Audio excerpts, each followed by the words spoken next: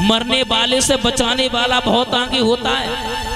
हरिश्चंद्र जैसे ही मरने के लिए चले, वरुण देव ने आकर के कलाई को पकड़ लिया। ठहरो, हाय हरिश्चंद्र, बड़े भाग मानव तन पावा, बड़े भाग्यों के बाद में ये मानव का शरीर मिलता है और तुम मरने के लिए आए हो।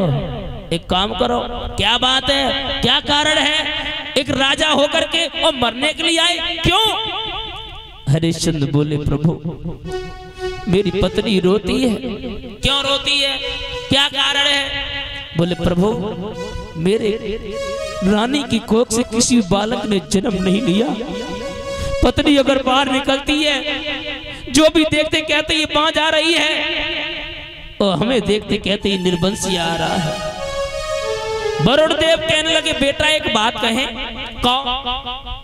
आज तक मैंने देखा ऐसे इंसान देखे जो पुत्र से मरने के लिए आ रहे हैं। पुत्र परेशान कर रहा है, पिता मरने के लिए, तुम पहले इंसान देख रहे हो जो पुत्र के लिए मरने के लिए आए हो। बोले, बाबा जी एक बात कहें, संतान हो ही जाए और हो के तुरंत ही मर जाए, हमें कोई दिक्कत नहीं है। जो मेरे निर्वंशिया का कलंक लगा है वो दूर हो जाए। मेरे श्रोताओं जवाब दिया। वरुण देव कहने लगे, बेटा हरिश्चंद्र चिंता मत करो, झोली से फल निकाला और फल दे दिया, जाओ अपनी पत्नी को खिला देना जा करके, लेकिन शर्त मेरी एक है, पुत्र होने के बाद तुम्हें बलि देनी होगी। हरिश्चंद्र बोले, कोई बात नहीं महाराज, आप चिंता मत करो, मैं बलि दे दूंगा। बोले, ऐसे नहीं। बोले, तो बोले त्रिबाचा भर जाओ कि पुत्र होने के बाद में बलि दूंगा। तो हरिश्चंद्र बोले, त्रिबाचा की बात कर रहे हो? कोई बात नहीं, मैं त्रिबाचा भर रहा हूं, पुत्र जन्म लेने के बाद में मैं बलि दूंगा और दूंगा। त्रिबाचा भर गए और फल लेकर के माता उछल दिए हैं। पहुंचे, तारा को वो फल खिला दिया, और जैसे ही माता को फल खिलाया, उसी समय महाराज धीरे धीरे समय व्यतीत होने के बाद में वरुण देव की ऐसी कृपा, आज हरिश्चंद्र की धर्मपत्नी तारा की कोख से एक बहुत सुंदर बालक ने जन्म लिया। अब तो महाराज राजाओं की बात, अरे हुआ क्या? अरे आंगन में बजी बधाई,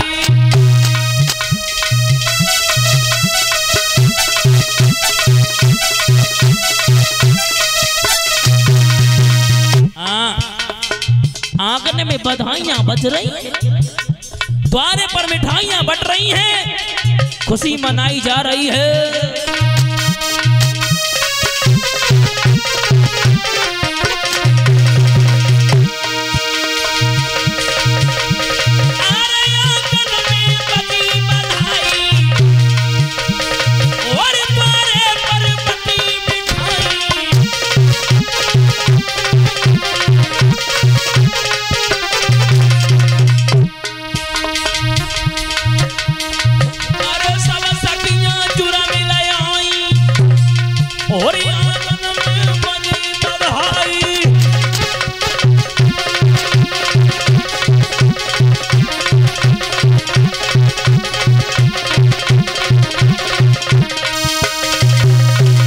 माताओं आंगन में बधाइयां बज रही, द्वारे पर मिठाइयां बट रही हैं, और तब तक महाराज जो भी संत महात्मा जो भी मांगते हैं माताओं पाते हैं। और तब तक क्या हुआ, उसी बीच में खुशी मना रहे थे, तब तक वरुण देव का आना हुआ।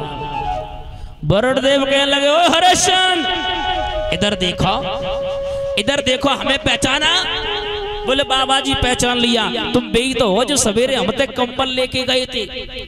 वरुण देव कहने लगे, ओ हरिश्चंद्र हम समझ गए, हम समझ गए, स्वार्थ लाग करे सब प्रीति, तेरा स्वार्थ था, तू मरने के लिए गया था, हम समझ गए, हम समझ गए, हम समझ गए कि मतलब के बिना, कि मतलब के बिना कोई ना किसी को है प्यारा, मतलब के बिना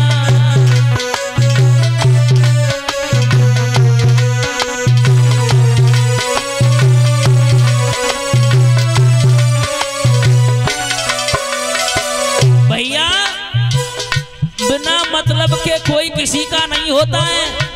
हाँ, अगर मतलब होगा तो तुम्हारे पास में आएंगे, मतलब नहीं होगा तो कौन हो तुम मेरे। ना ना ना,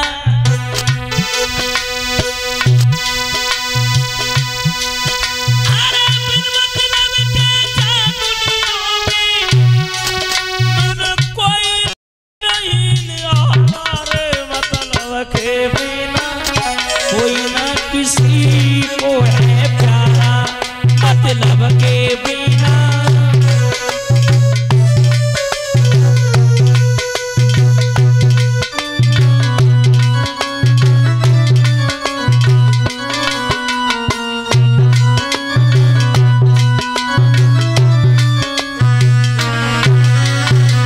महाराज मतलब होगा तो तुमसे हम बोली, और मतलब नहीं है तो कोई मतलब नहीं है। ना ना ना, और सुनो, जब तक बैल चलत है हाल में तब तक डार चारा।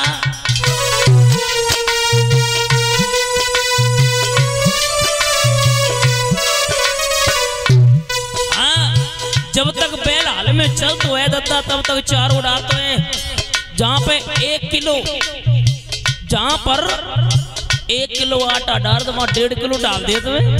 हाँ, स्वार्थ है, क्या स्वार्थ है। कल सुबह 1 बीघा एक्स्ट्रा और जोत दी है। जब तक बैल चलत है हाल में तब तक डारी चारा।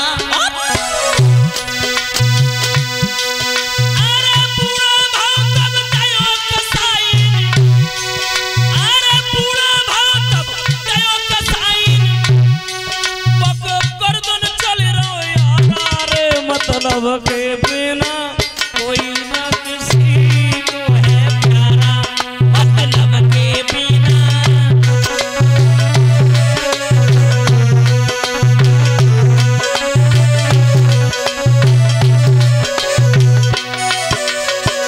खैर छोड़ो छोड़ो, खैर छोड़ो, ये बातें तो छोड़ो। बहू कहे मर जाए डुकरिया बोलत बोल करारा।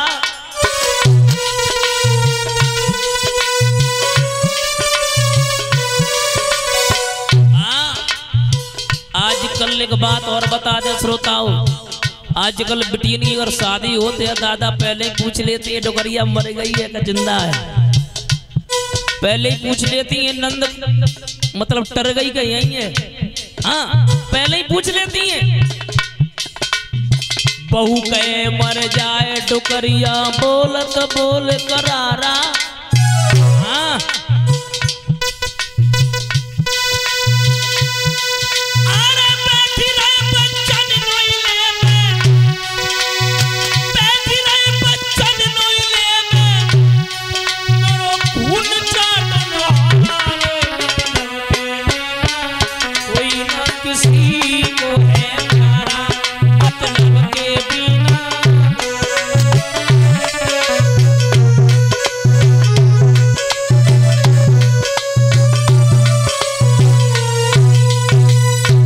मेरे श्रोताओं, बिना मतलब के कोई किसी से प्रेम नहीं करता।